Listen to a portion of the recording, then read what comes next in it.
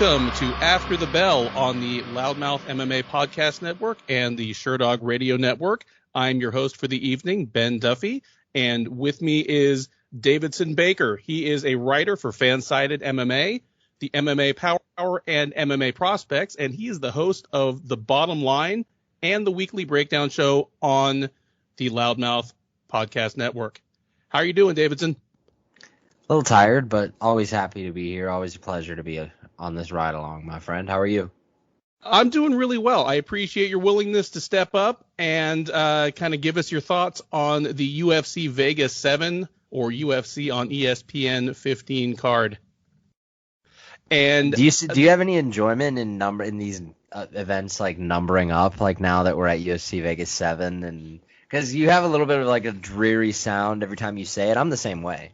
It's dreary. It drives me crazy because at Sherdog we call it UFC on ESPN 15. Out on Twitter, the UFC wants us to call it UFC Vegas 7, as if they've only ever put on 7 shows in Vegas. It's just the most arbitrary thing ever. And then if you go over to a site like Best Fight Odds, they're calling it UFC on ESPN plus 38, or and then Google calls it UFC Fight Night Munhoz versus Edgar. It's a complete nightmare. It's the same event, and just everyone wants to call it by a different name. Everybody does. It's like UFC Fight Night Munhoz versus Edgar on some, and then you have the ESPN Plus people and Fight Night people. Yeah, no, it's an absolute mess. I agree. So is the shaping up of this card, I would say. The shaping up of this card, which included 2 fights being chucked and one being made out of their wreckage at the weigh-ins, basically. And by the time all the dust settled, we were down to a 9-fight card, which would be totally fine with me if they didn't still try to fill up the time slot of a 12-fight card and just fill it in between with bullshit. Oh, but that's what they're going to do every time. Which is unfortunate, Well, it's not even like, okay, we have to give 2 fights to Facebook and 2 fights to Fight Pass and 3 fights to ESPN they had to a few years ago. This all streamed on ESPN continuously. So instead of starting an hour later, ending an hour earlier, or some combination of the two, they just stretched it out and just more talking, more commercials, more. You've got to fill that precious advertiser money time, man. Which, that's fine, I guess. But as someone who does this professionally, and I'm not going to be like, oh, woe is me, because I know that most people listening are like, oh, dude, it would be a dream to make money for covering MMA. But it feels like work at the end of a shift, especially when you have to give it your constant attention and you don't know if this commercial break is even long enough to go up and take a piss or pour a drink.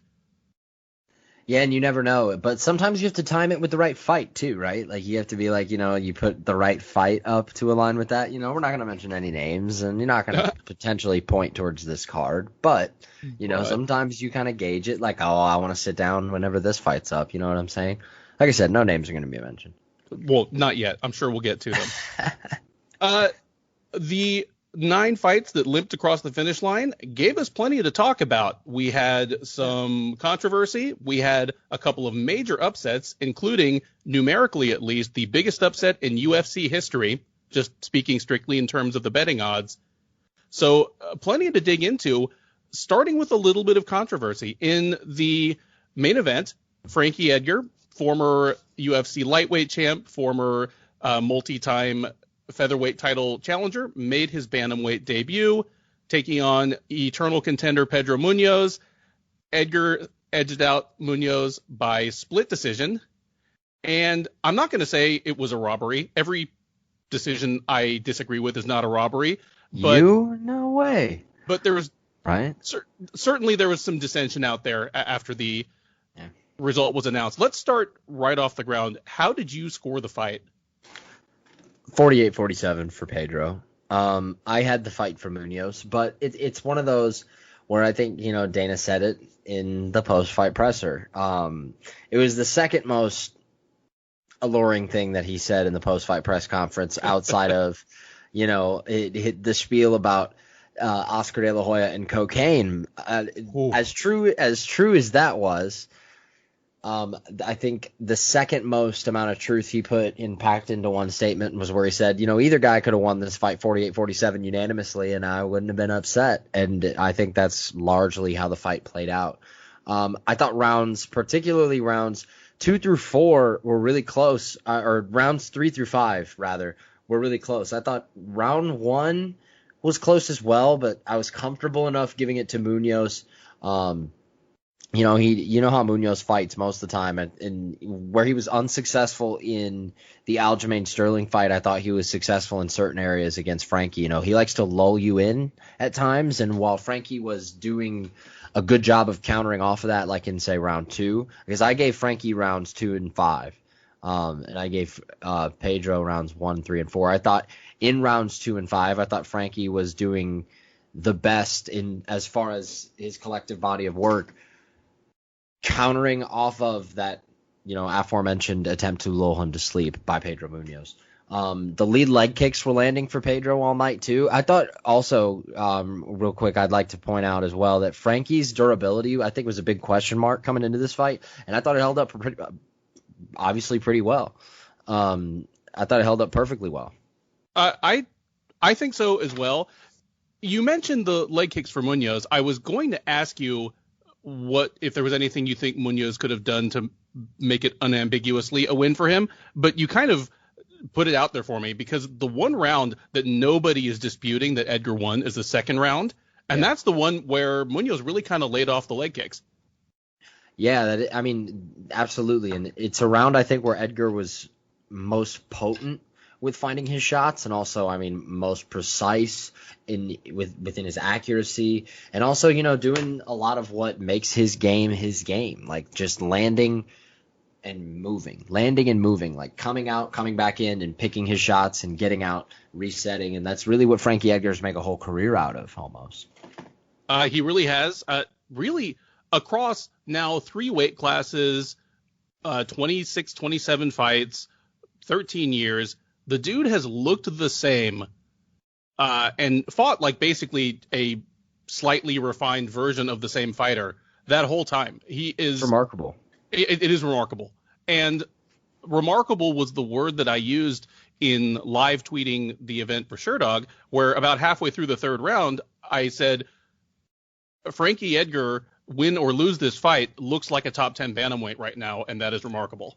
It is remarkable, and I think that it hits home with a lot of people, especially like the hardcores. Like, a lot of people I think felt good with Frankie winning the fight. Obviously a lot of people felt, a little bit sorry for Pedro, because a lot of people felt as though he probably won. I think on MMA Decisions, only 4 people gave the fight to Frankie, and a lot more people gave the fight to Pedro. Yeah. So you have that aspect of it, but at the end of the day, you'd have to imagine when the rankings come out, and none of these podcasts that I ever do or you and I ever do are ever seminars about the UFC rankings and what's right and what's wrong about those.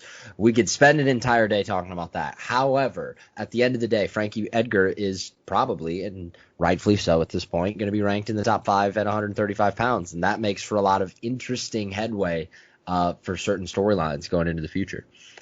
It does. Might as well jump right onto that track. What do you do with Frankie Edgar next? It's tough. And the best part about it, especially when you get these guys that, like you said, what is he, the 10th or 11th, or maybe, I can't remember off the top of my head. How many guys have won fights in 3 different weight classes? He's one of them. Connor's one of them. He is. Connor's one. Did Kenny Florian win anything at 170? I'm not sure. Potentially, yeah. Probably. Did Jared Cannonier win anything at heavyweight? Anthony Johnson, maybe? Yeah, probably. No. Well, did he take any fights at middleweight? He did, but he missed weight for the Belfort fight by like 12 pounds and then lost anyway. Yeah, I forgot he lost that fight.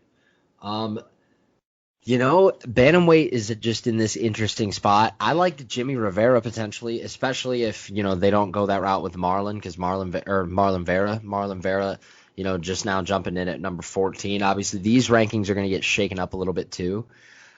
If you're just going to have a grappling delight, and I think if the UFC wanted to get interesting, how about he and Merab?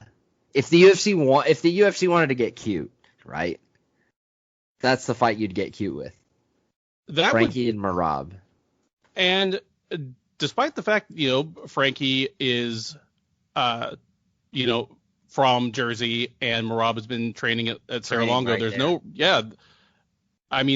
no real conflict. No. That'd be interesting. I mean, I like Rivera. That's what came to me as I kind of sorted through the bantamweight top 10 and was like, who's available? Makes sense, right? Yeah. Who's available that makes sense? I like Jimmy Rivera, but if they wanted to do Marlon Vera, dude, Vera has earned a name. I agree, no doubt. Like someone that's not Song Yadong too. You know what I'm saying? Like Song Yadong was the biggest name leading up to Sean O'Malley, right? And that's what if you want to consider that a name, like I mean, maybe. Like what I would consider Frankie Edgar perfectly fitting for Marlon Vera. I think he's totally earned it. The flip side of this is Pedro Munhoz. I feel bad. I feel for him on this one. I mean, he came right out and said what you kind of said, where he's like, I think Edgar's name and reputation may have swayed the judges a little bit. Going into this, I mean, he'd lost 4 times in the UFC.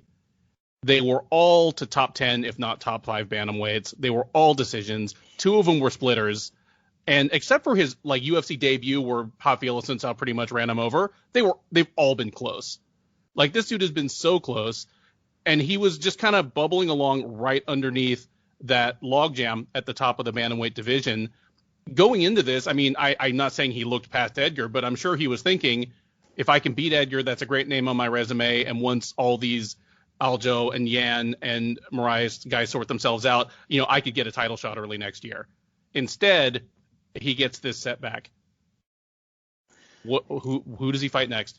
A fun fight potentially, you could pair him with whoever is on the lesser fortunate side of things of Marlon Moraes and Corey Sandhagen. I think more realistically tuned up though, and more realistically speaking, they'll probably tune him forward with a guy like a Cody Stamann. The timetable isn't too far apart, right? Stamann fought Rivera, I'm not sure how long ago, but not terribly long ago.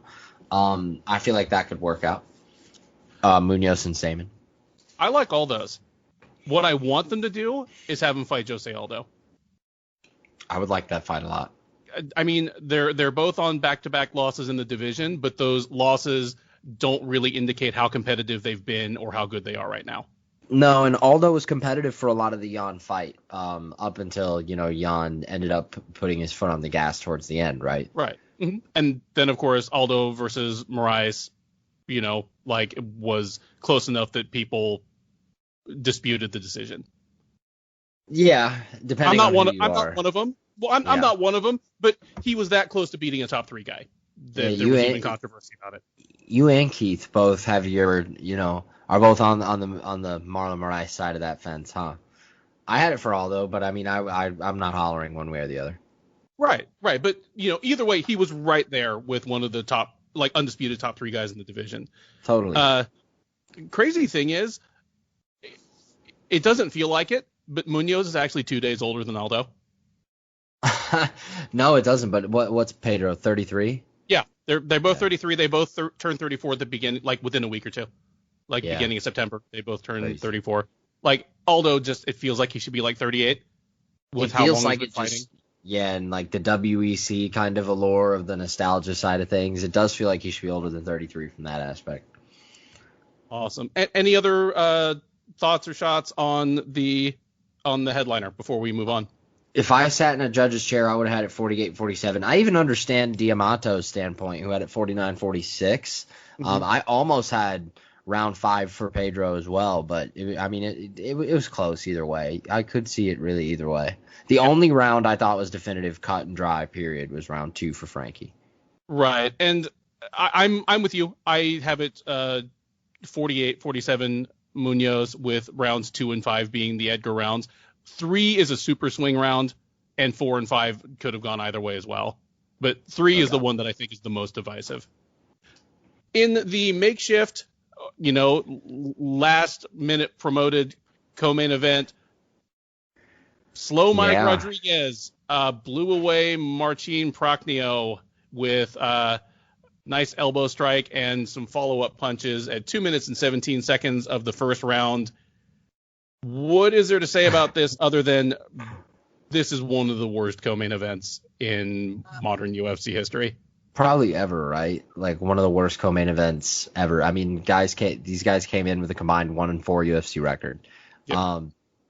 Prachnio had been finished in his last two, now finished in all three. I don't think he's made it out of a round, yeah, in any of them. Rodriguez put him away with elbows and punches. I think his prior two losses were Sam Alvey, where he displayed phenomenal fight IQ. And just walked right into a right hand from hell. And then Magomed Ankalaev. Who, I mean, no shame there. That guy's putting everybody away.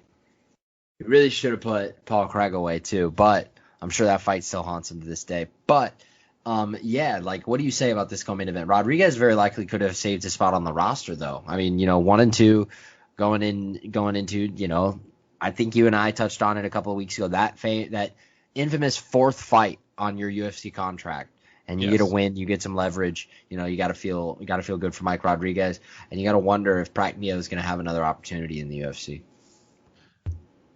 I agree. I wrote a matchmaking column for the losers on the main card, and I flat out said there's a very good chance that Prachnio is out of the UFC on the heels of his third straight first round loss. But the UFC's roster moves are more inscrutable and seemingly capricious than ever in the era of COVID, just because they need bodies. I mean, obviously, this got promoted to the co-main event because they needed bodies. Particularly at 205, too, they'll need bodies, right? So, I mean, there's a chance Prachnio gets another shot. If so, let him and Ike Villanueva fight. Really much else to say about this? Yeah, we could do that. We can have those two guys fight. I mean, Rodriguez, I'm glad that he'll probably get a chance to stick around just because he lives by the sword, dies by the sword. He is a big dude with reach that creates kind of interesting. Well, hell, he creates matchup problems for himself as well as his opponent sometimes. But I'm here for it. He's a powerful striker. He's rangy. He's good in close. He's really good in close quarters. Those elbows in the clinch are something we've seen out of him in other fights too. In the Contender Series, he won by flying knee. He's really athletic. Yeah, fun guy to keep around at 205. Yeah, he's like a less insane Johnny Walker, in terms of what parts of his body hit the other guy and how he gets to those positions. Unorthodox is the charitable way to put it. Yeah, charitable. That's a good way. That's very good terminology. All right. Moving down the card in the lightweight division, Austin Hubbard versus Joe Solecki. This was a grappling steamrolling that never even hit the canvas. Right. Solecki takes Hubbard's back standing, sinks the hooks, then gets the body triangle and just very calmly throws little pity pat strikes, looks for the choke. And once he had that thing locked in, Hubbard was tapping quickly. I don't know if it was on the jaw and just hurting him, or he was just I'm done, but there didn't seem to be much of a struggle once he locked it up and started to cinch. The body lock was key there, right? The body lock while he was standing up, it was key in keeping Hubbard in a compromised position. Solecki, though, I mean, how impressive kind of on the face of things is this win, particularly in the opening frame. I mean, Hubbard survived 3 frames against Davi Ramos. He survived a whole lot of leg lock attempts from a very tricky guy. I know the whole corner thing happened with Rashkov, but he survived all of those ground endeavors. And for Solecki to put him out in less than 4 minutes, the way he did, it's pretty impressive. Extremely impressive. It was a fantastic performance. Solecki you're right in that the body lock was key, because you could see Hubbard try to fight it a couple times with his hands and try to sneak a hand down. And as soon as he did, Solecki started attacking upstairs and Hubbard was like, oh damn. And, had to go back to fighting the hands again. Really, what do you do with Solecki next? What's he so 2-0 in the UFC at this point, but 155 and 170. Is there a reason that those are the two best divisions more than likely in MMA? Yes. I mean, that's the size of the normal human being, right? Like that are natural 155ers and 170 pounders. But being 2-0 in that division, there's something to say for it. Whether Matt Wyman and Austin Hubbard are your two, opponents left in your weight, didn't need the judges' scorecards in either of those fights. A couple of guys, you can gain some serious hype, especially in this division, by being 2-0, 3-0 in the UFC. I mean, look at some of the guys that have 2-0 records in this division, guys like, Brad Riddell, guys like Marco Madsen, Kama Worthy. I mean, these are guys that posted 2-0 records in this division. As far as what to do with him spinning it forward, you could do a lot of things. I mean, you have absolutely the pick of the litter as far as what to do with him next. It just depends when you put on the matchmaker hat, what angle you want to take. Give him a guy coming off a loss, give him another prospect kind of butting up. I mean, maybe a fight with another guy that's 2-0, like an Omar Morales would make sense. I mean, what say you? If you put on your matchmaker hat, like what angle would you take? I'm gonna just go ahead and steal an idea from Brian Knapp, who writes Sherdog's matchmaking column for the winners. I write it for the losers. Yeah. Roosevelt Roberts and Matt Frivola are fighting in a couple weeks. He said winner of that. Nice. I like that. So do I. They both have a little more experience in the UFC than Selecki, but neither of them has put together more than 2 wins in a row. So, right.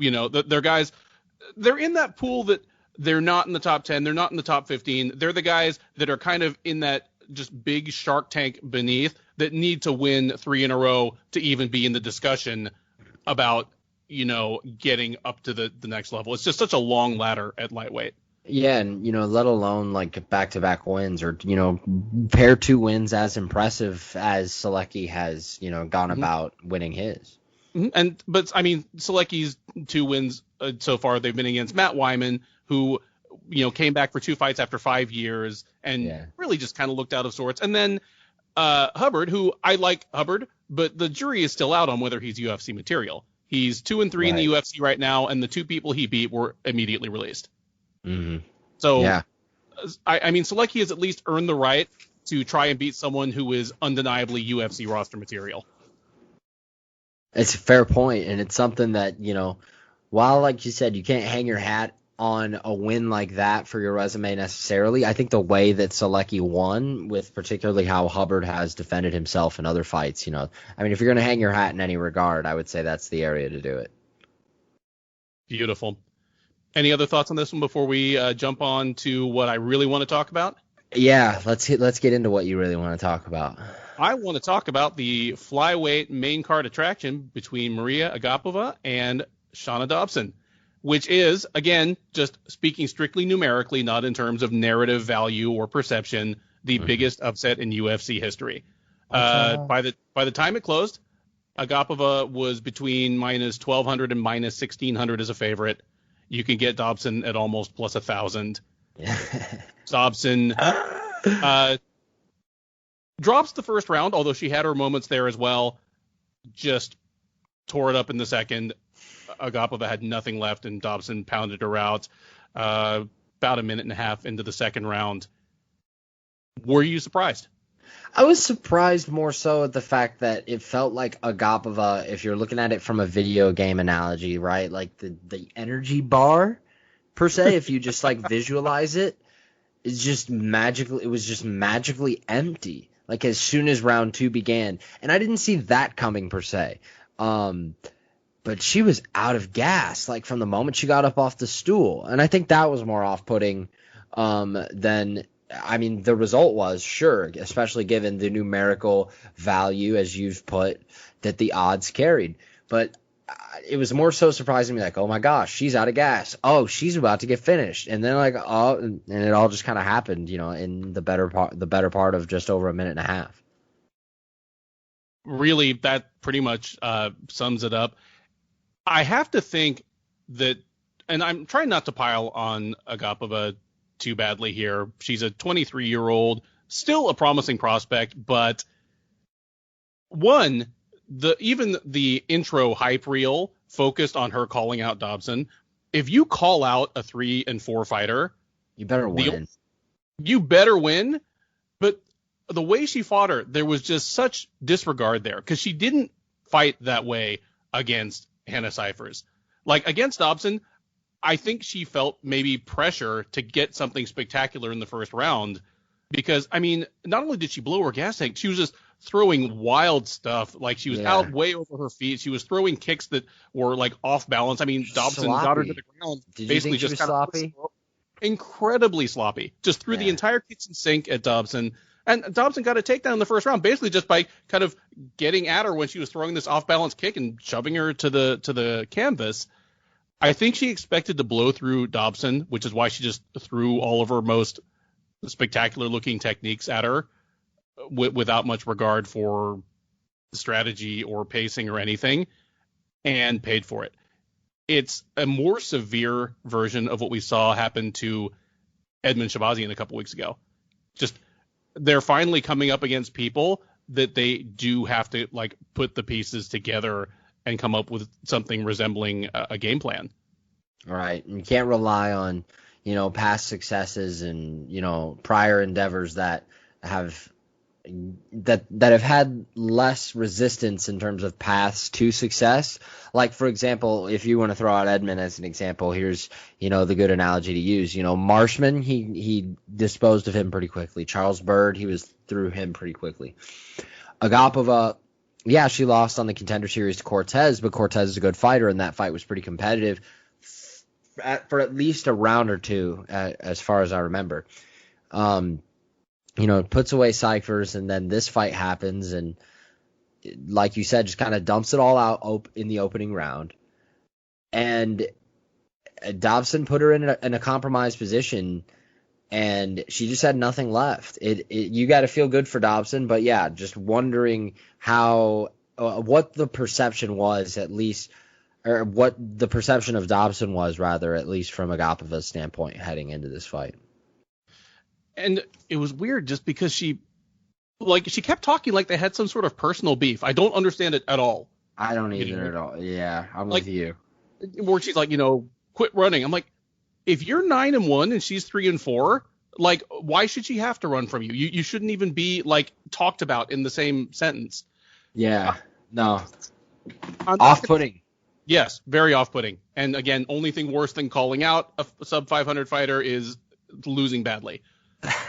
I am not going to say that I called this. Like, no, I didn't. I picked Agapova. I thought the odds were a little out of line. But I will say this. Even as I was mildly surprised she was still in the UFC, and hell, the only reason she's still in the UFC might be because Maria Agapova wanted to fight her. But I've always looked at her like, you are a good, terrible fighter. Like, you like... I'm just saying, she is physically like a strong and athletic woman who has a good frame for flyweight. She has all the individual skills. She's a good grappler, good wrestler. It's not her striker. First UFC finish. It's not her first UFC finish, but how can she? Like, my thought was always like, why are you so terrible when you have all the individual skills? Like, there's no excusing just getting blown up by Priscilla Cachoeira, who is one of the worst fighters in modern UFC history. Yeah, no, inexcusable in that. But some of her other losses, you got to hand to her, have come against, like, as far as technicalities, I mean, really high-level fighters. I mean, Sabina Mazo, that's not an easy fight for a lot of people at 125. But yeah, I mean, Cachoeira, that's a fight you got to capitalize on if you're in Shannon Dobson's shoes. If you're going to capitalize on Agapova, you've got to be able to do it against Priscilla Cachoeira. Yep. And not get stopped inside one round, right? We certainly hope not. Ready to move on down the main card? Yeah, ready to move along at whatever pace. All right. This is a fight that was made on Friday, like basically at the weigh-ins or immediately afterward. Finding themselves without their dance partners, Daniel Rodriguez and Dwight Grant decided to lock it up at welterweight, saving a paycheck for both of them. And we had a contender for round of the year. In less than half a round, we just had wild swings of momentum. A minute in, it looked like Grant had Rodriguez in all sorts of trouble. And Rodriguez recovered as Grant's chasing him all around the cage, trying to finish. Then Rodriguez just clips him right on the chin. I think it was a short right hand as Grant was just swarming, and Rodriguez chases after Grant and put him away. Like, Grant was on his knees. I think it was Rodriguez kind of like from a side ride that put him away, but that was it. Fight stopped at 2 minutes and 24 seconds of the first round. Again, a wild fight, contender for round of the year. Any takeaways from this one? It played out largely the way I thought it was, but a lot faster and a lot wilder. But it played out largely the way I thought it was. Dwight Grant's reliance in this fight going into it was going to be a lot on his power. And that's what he's relied on for most of his career, is his power in his hands. And he's done well with said power in his hands. I think it's even led him, indirectly as far as variables are concerned in some of the fights in his past. I think it led him kind of indirectly to a split decision win over Alan Jouban because, that threat of the power was there, and it led for Alan Jouban to be a little bit hesitant. I thought that was potentially possible in this fight. Not at all what happened. But as far as what did happen, apropos to what I believed was going to happen, was Rodriguez was going to rely on his precision while Grant was going to rely on his power. And I think you saw that with Rodriguez. He was able to use his point precision, and I think something that he uses very well in aiding getting the finish like he's been able to do in most of his fights recently, in which he's looked fantastic. I think now he's won 6-7 in a row. Somewhere along there. He's been very poised and collected whenever he's had guys hurt, and I think he showed that last night when he had Grant hurt. He was able to pick the shots where he needed to pick them in order to get the finish. Can't say it any better than that. And Rodriguez is on, in fact, a 9-fight winning streak. He won on Dana White's Contender Series, didn't get the contract. He fought once more on the regionals, and then he's won 3 straight in the UFC since finally getting the call up. But yeah, 9 straight, dating all the way back to December of 2017. So yeah, he's on a hell of a run. And we were just talking about how hard it is to separate yourself from the pack at lightweight or welterweight. Well, he is at welterweight, where you can go on a 5, 6, 7 fight winning streak, before people start talking about you for the top 10, but he's well on his way. I would say so, and he's looked damn impressive doing it. I mean, Tim Means is not a bad feather to have in your cap. Dwight Grant is a dangerous guy. I was excited to see the Sato fight. I picked Sato going into that fight, and now if they want to rebook that, I'd be more than happy to see that as well. And I'm with you. I really wanted to see the Sato fight. That was my sleeper pick for fight of the night. And I think Sato offered a little more refined version of what Grant brought, like a hard hitter, hard swinger, but maybe a little more precise than Grant. Hardcore martial artist is what I kind of group Sato into. He's a hardcore martial artist because he's very, his technicalities are all there. Like, he crosses his T's and dots his I's beautifully as a fighter. But man, is he dangerous too. Oh, yes. Man, is he dangerous. All right. What we got? Lemos and Mizuki? We got Mizuki versus Amanda Lemos in a fun strawweight fight. Lemos wins a unanimous decision, won all 3 rounds in the opinion of all 3 judges, but and I think rightly so, but the individual rounds were all close. It's one of those where, yeah, it's 30-27, but when you look at that 5 years from now, unless you remember how the fight actually went, you might get the wrong impression. It wasn't a complete steamrolling. She knocked her down in round 1, and I think outside of that, there was no definitive moment. I thought when they read 30-27 across the board, I was a little surprised. But I thought the right girl won. Mizuki did what she does in a lot of fights that she wins, where she kind of gets the fight in her wheelhouse, i.e. the clinch, i.e. against the cage. But, what did she do when the fight was there, right? Well, not a whole lot. And here's the question. Is that a sustainable way for her to win fights against UFC level strawweights in 3-round fights, which is what she's going to have for the foreseeable future? It worked when she was in promotions where she didn't seem to be at a constant size and strength disadvantage. And wasn't fighting Verna Yanderova, right? Like, I mean, Yeah. it worked in Invicta. And against girls that weren't going to be, operating with a grapple-heavy mindset. Right. But like you said, especially in a division that is stacked, especially for women's MMA standards. Mm-hmm. It's stacked, and it's stacked with a lot of, women that just, she's not going to be able to bully them into the cage. No, I mean, she has a full range of offensive weapons, but she just defaults to, I want to mash you in the clinch, and once she gets you there, she doesn't throw a ton of strikes. She'll take the takedown if she can get it, but, I mean, if you're bigger and stronger than she is, she doesn't really have a lot of craft, just a lot of finesse ways to get you down. Right, and for Lemos going forward, you've got to be concerned, at least from the standpoint that, you used to fight, like, you used to take the page out of the Andrade playbook, right? Like, she first fought at 135 in the UFC, lost to Leslie Smith, and since at 115, or at least in this fight, it felt like physicality was an issue for her. And when when Mizuki Inoue, I mean, I feel like everybody refers to her as just Mizuki, so I feel like if I call her Inoue, like, people aren't going to know what I'm talking about. But I felt like she wanted the fight in a certain area, as like we said, and Lemos struggled to neutralize that in a way. And I feel like that could be concerning for her going forward, especially in this division. Agreed. Any other thoughts on this one?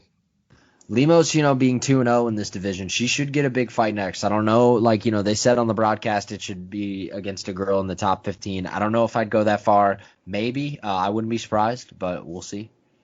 Yeah, it's a division where it is pretty deep, as you alluded, but there is a lot of value in being new, because a lot of them have fought each other. Didn't she put Miranda Granger to sleep in her last fight, right? Yep. Impressive win. That's an impressive win. Impressive win, and one that I think will age well as Granger gets back on the winning track. Agreed. And starts beating people again. Agreed. Jordan Wright, debuting in the UFC, a weight class up from his usual weight class, weighed in at 200 pounds for a light heavyweight fight. Doesn't make a difference. Takes him all of 91 seconds to put away Hurricane Ike Villanueva. He rocked Villanueva with like this spinning wheel heel kick. Ike, kind of goes tumbling away. Beverly Hills Ninja, right? Yes, the Beverly Hills Ninja. This was not a ninja move, though. This was more of a classic Anderson Silva move. Just gets him in the clinch, nails him with a bunch of knees. One of them splits Villanueva's face wide open, and that's all she wrote at a minute and a half. Based on what limited footage we saw on Saturday, are you ready to dub Jordan Wright the real deal? I mean, dub him the real deal. I don't know. It was up a weight class from normal. Villanueva is not your typical cream of the crop 205er. However, Wright's looked good in most of his career. I know, when you scratch the surface of his Sherdog or Tapology record or whatever, what may have you, Sherdog for the better part of this recording. Jordan Wright, it says he's undefeated. However, I mean, most of us saw in the Contender Series, his shortcoming against Anthony Hernandez. Yes. However, that cut kind of looked apropos. Shout out to, I think Christian King was the one that tweeted this during the broadcast. It was kind of the same looking cut that, Raulian Paiva had last summer and on the Uruguay card when he fought Rogerio Bontorin. That cut that was just a chunk of his face was missing, like right above his eyebrow. Mm-hmm. It was a cut that when you looked at it and he's like, they're going to stop the fight, especially if it got to a point where the doctor was welcomed inside the cage. Yeah, no surprise at all. And Villanueva put on, all the appearance of being frustrated that it was over. Obviously, it sucks to lose on a cut, but a cut or no cut, those knees were brutal. Like, they're hellacious, no doubt. They were hellacious. I mean, there was good valid question of whether he would have made it out of the round, cut or no cut. And ultimately, cuts like that are what he's going to need to deal with.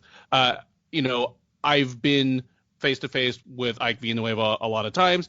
He's got a lot of scar tissue, and guys like that, not only do they cut pretty easily, but when they cut, the cut is big because you've got hardened tissue that just splits wide open, and it's going to split wide open every time. It's, what Nick Diaz had to deal with, what Fedor Emelianenko had to deal with, just to name a couple of guys that really I probably have never been mentioned in the same breath as Ike Villanueva before. No. But I'm excited to see Jordan Wright going forward in his proper weight class. See if he learned from the fight against Hernandez, right? Like, and gets, because I think talent-wise and as far as technical proficiencies are concerned, he's there. Agreed. And he's in a division that, speaking of middleweight, not light heavyweight, that desperately needs new contenders. It's aging thin. It needs them. No doubt. All right. We are down to the first two fights of the evening, which I did not watch. Did you? Did you not see the first fight? I didn't. I caught highlights and I got the narrative of what happened. Oh man, the second fight was pretty dominant, right? Semmelsberger beats Carlton Minus, a fight that I got wrong. I liked Carlton Minus's upside going into it. That was pretty much domination. Matthew Semmelsberger looked good. Dude, the first fight though, wow. I mean, wow. Valiev had Trevin Jones. So you didn't watch it at all live. You just caught a couple of things and someone gave you the narrative of what happened. Well, I locked in halfway through Semmelsberger and Minus, and I was working the rest of the night. So, yeah. I mean, you want to talk about – I'm not going to go Pat Barry versus Chet Congo. I'm not going to go that route. But I'm going to say, Jones was Trevin Jones was badly hurt. With the kick there was a front kick to the body. It was a piercing front kick to the body. I'm watching this. I wasn't home yet either. I'm watching this off work, right? And I didn't cover this card last night. I had this weekend off because I knew I had to work most of yesterday morning. And I get off. I'm watching this at the bar. No sound, no commentary. And Valiev coming into this fight too. He had a changing of opponent. He closed at minus 550, minus 600. Valiev is a really talented fighter. You saw a lot of the guys from the Dagestani, kind of allegiance tweet about him going into the card. Islam Makhachev. I mean, this is a guy that came into this weekend with a lot of hype, and rightfully so. He hurts Jones early, almost put him out. I mean, it was a miracle that he survived. And he does survive, and then clips him with a beautiful right hook about a minute and a half into the second, finished, and was able to finish him with ground and pound. It was absolutely tremendous. Trevin Jones, though, was a guy that I thought was a more difficult fight for Valiev than the one that he was originally booked. So, I mean, props to both guys, especially Jones getting $50,000 for performance of the night. That is fantastic. And you would not have suspected that would not be the biggest upset of the evening when it happened.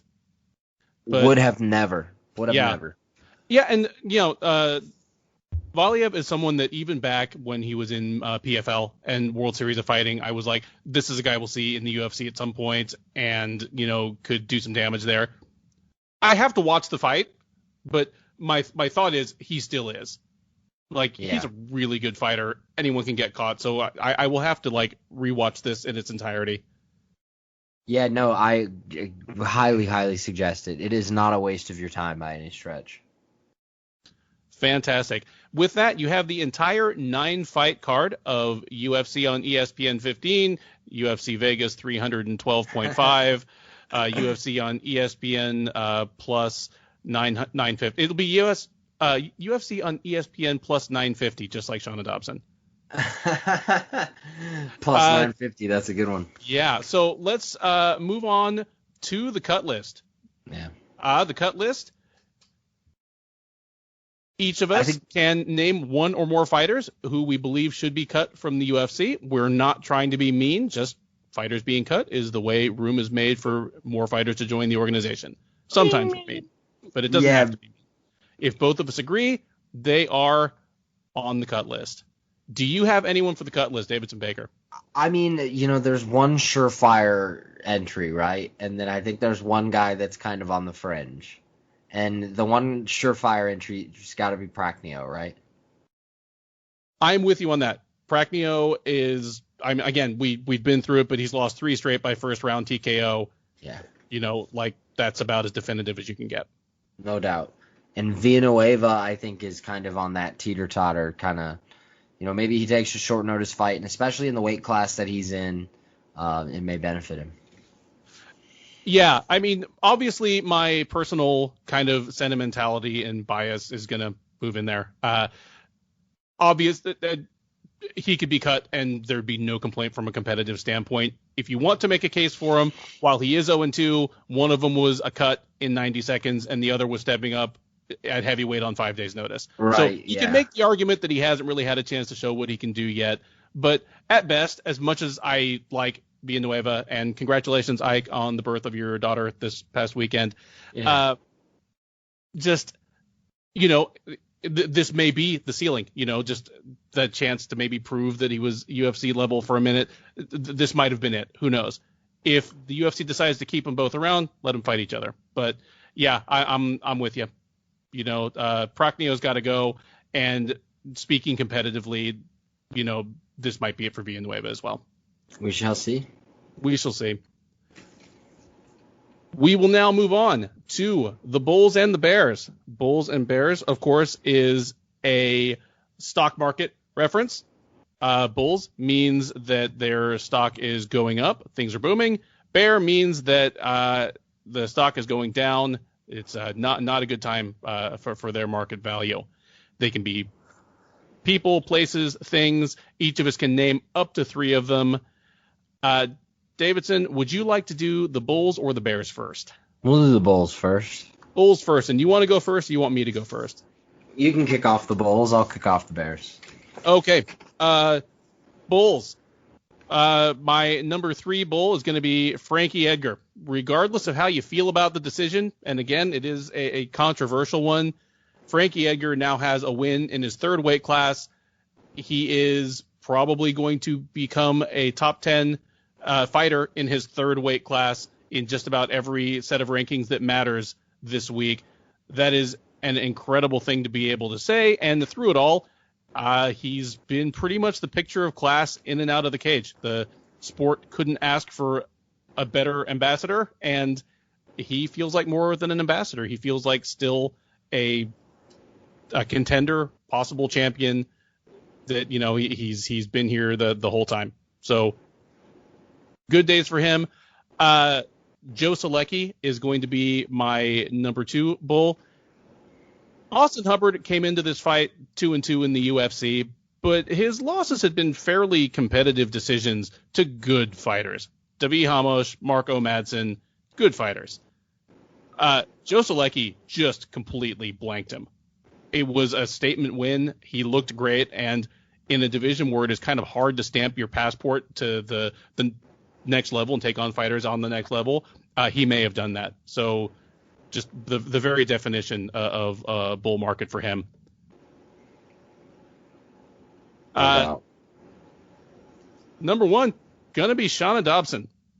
I mean, who else could it be than somebody who walked into the cage as a 10-1 underdog and just, I'm not going to say shock the world, because this wasn't like Holly Holm and Ronda Rousey. It's not like the world was watching, but, shocked a couple 100,000 people.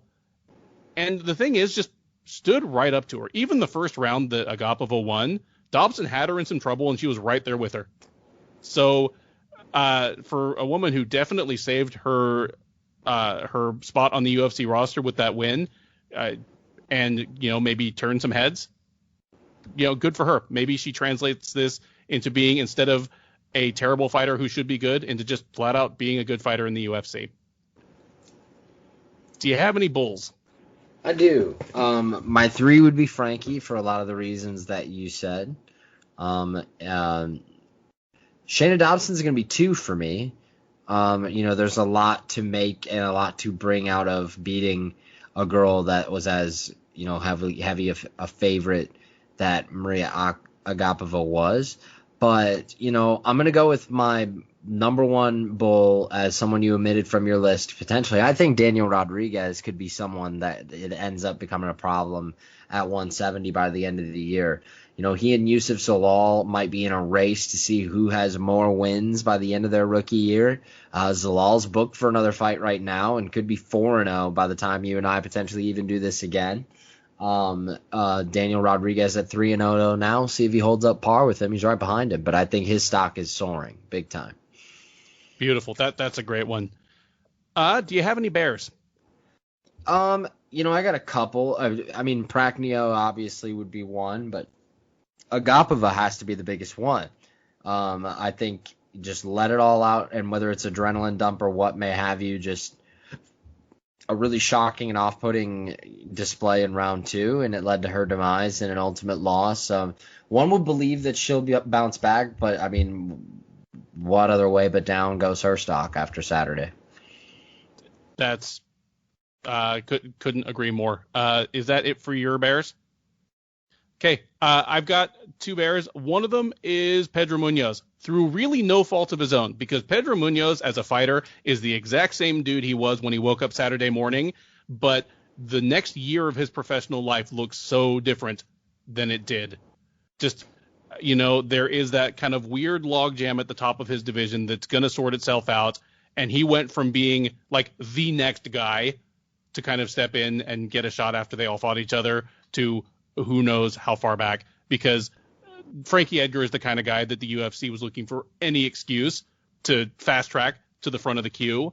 He's now given them that. So unfortunate thing, Munhoz fought well. A lot of people thought he won the fight, but he just took a big step back. You would think the UFC maybe match makes it with that in mind, potentially. They have in the past, right? Mm-hmm. Maybe, but that's a big maybe. And then my number one would be Agapova as well. Who else could it possibly be? And again, she's not ruined goods. She's not all hype. She's a very good fighter. She's beaten some good fighters, but she definitely has to go back to the drawing board. She's not going to win many of her fights fighting the way she fought Dobson, very much. And again, I already made the comparison, but very much the same way Edmund Shabazian. He's still got skills, but he's never going to get, a title shot at middleweight fighting the way he's been fighting. He needs to retool. Yeah, no doubt. Overall letter grade for this card. I'm going to give it a solid B. The name and face value was so pitiful, and I think the co-main event obviously screams that.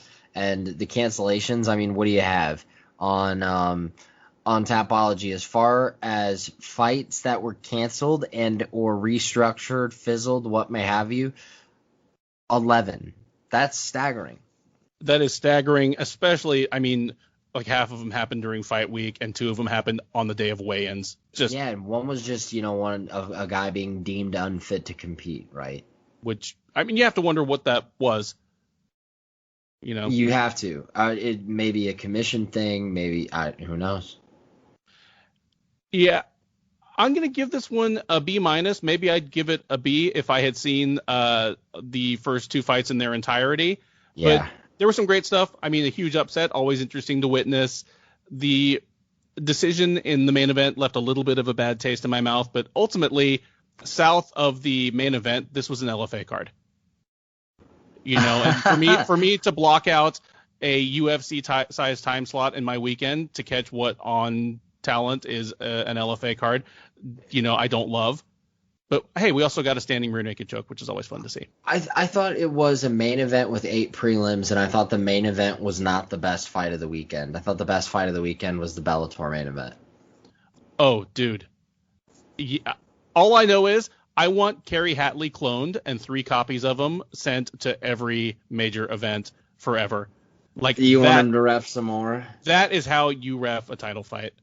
I loved it. Yeah, people are outraged with him, man. Yeah, people can bite me. I didn't think the stoppage was terrible. I thought could it have been stopped earlier? Yeah, but like you said, we're talking about the parameters of a title fight, and I'm not outraged by the stoppage. I'm not.